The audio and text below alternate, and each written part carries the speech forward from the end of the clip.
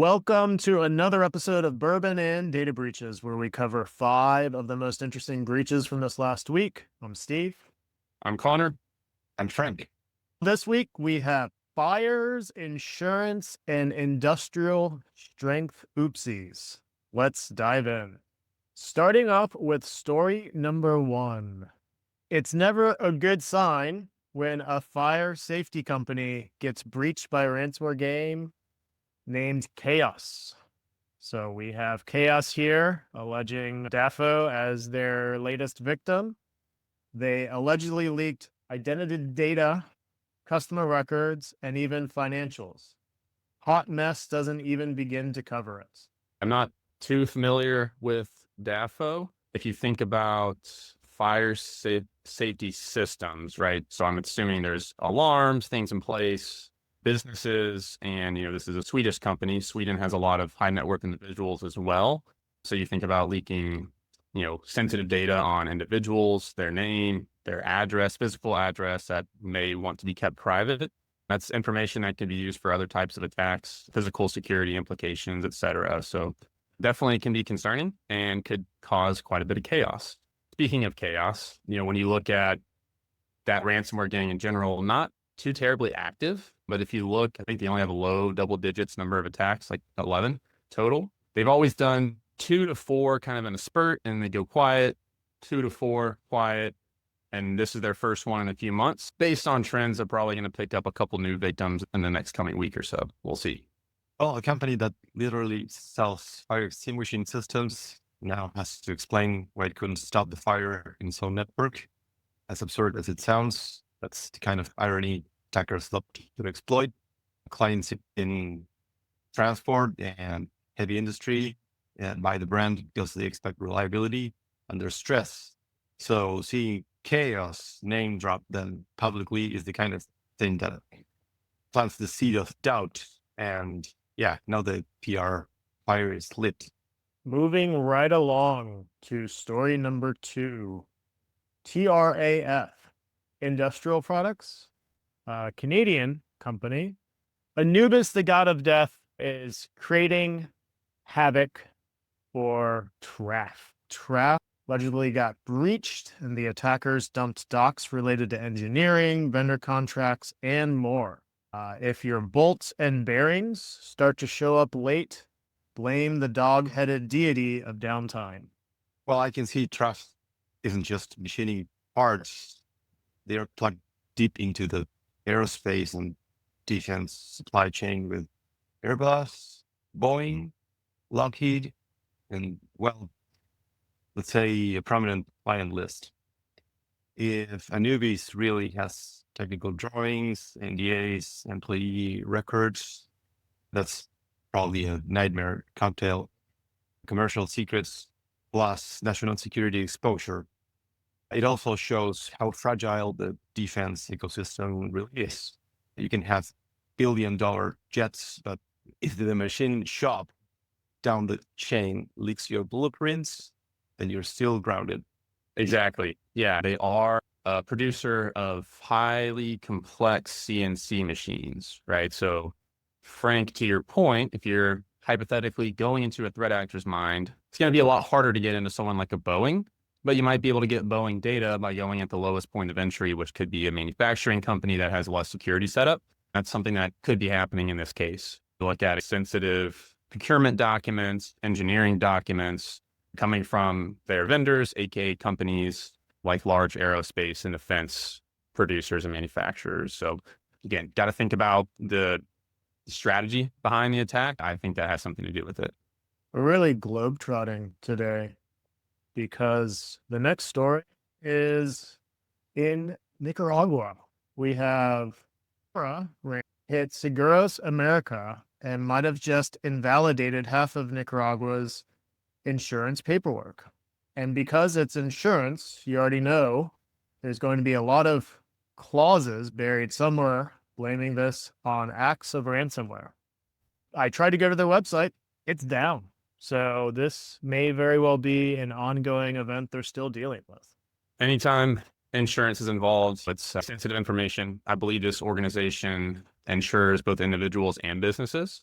So again, could be another supply chain type incident where there's a lot of business information involved as well. I also believe this organization is part of a bigger insurance group, Fiascos, I believe is how you pronounce it, who does a lot more financing in the area. So could be more than we can see on the surface. How are we doing, Frank, on these Spanish named businesses? Are we close? I'm going there. We're pretty close. I've been doing Duolingo trying to learn Spanish. Yes. Insurance companies are supposed to trade on trust. You hand them your most personal details on the worst days of your life, and in return, they promise security. So when Gamera shows up claiming a breach, that trust gets shredded, whatever the data set looks like, breach or not. The perception that your insurer can protect sensitive data is poisonous at best. And good luck selling policies about risk coverage when you can't even cover your own. Makes you wonder if they offer cyber insurance. Moving right along. This is the first one out of the United States for today. So going back to the good old US of A, we've got CARE STL Health. I'm going to Cephalus. So let's go with the first one. Cephalus ransomware is back. And this time they're making house calls targeting CARE STL Health. No confirmation on what was leaked, but Cephas has a medical fetish for billing data, patient records, and anything that might ruin someone's week in a HIPAA hearing. I don't know what that QR code does. I would not scan that. Don't say it's a phallus because it sounds like something.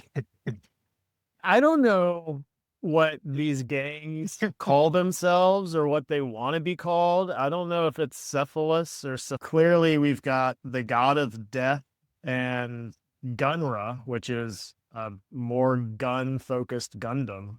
These are community health centers that people depend on, not just for care, but for survival. Clinics like this often don't have Fortune 500 budgets for cyber defense, yet they carry the same patient liabilities.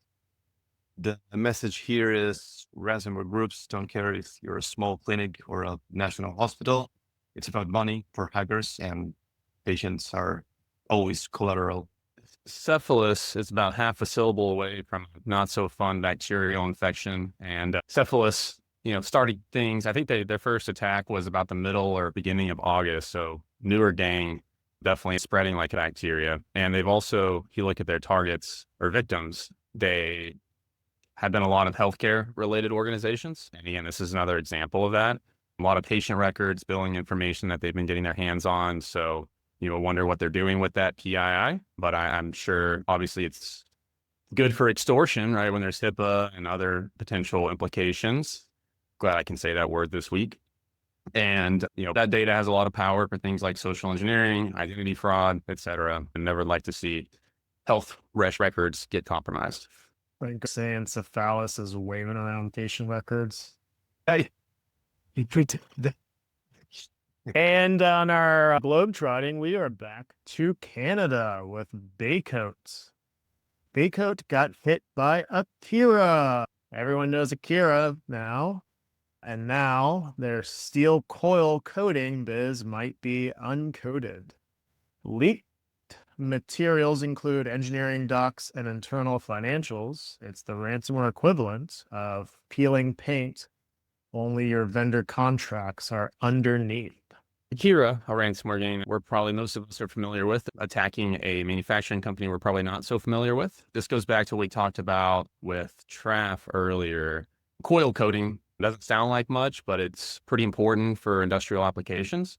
I looked into it, and they're actually owned by two of the largest steel companies as a joint ownership in Canada. It makes you think about supply chain implications going after some kind of engineering or material documents tied to larger projects, which might help them with extortion or getting more information within that supply chain.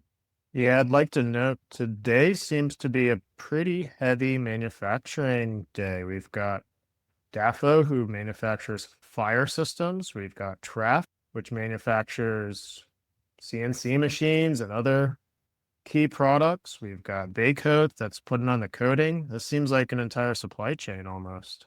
I think that goes back to what we were talking about earlier, where a lot of these ransomware gangs are looking for the lowest barrier of entry, where there's still high reward. Even if they have strong servers, the temptation of being able to shut down shipments and put that type of pressure on a business, it's pretty high. Yeah.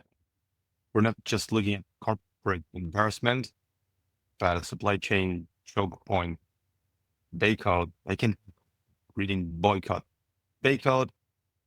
Coat, because they're coating it with Codes. Yeah.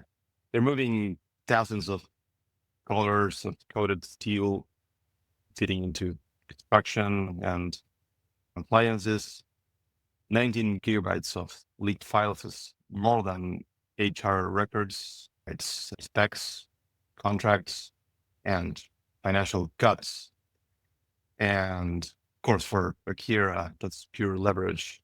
For Baycode, it's exposure that makes partners wonder if the factory floor is just as vulnerable as their IT systems. In manufacturing, reputation rusts faster than steel. I got my punchline there. I was wondering if Baycoat was quite literally a name about where they are. Like, do they exist in a bay and do coding? The answer is pretty much yes. They are on Bay Street and do coding. So quite a literal name. This week, we had fire suppression systems to industrial steel, insurance firms to healthcare clinics. The ransomware parade of August 2025 continues its global tour. Hackers don't take summer breaks, and if they do, they bring their exploits poolside. Patch early, encrypt often, and never let a breach become your core business model. Until next time.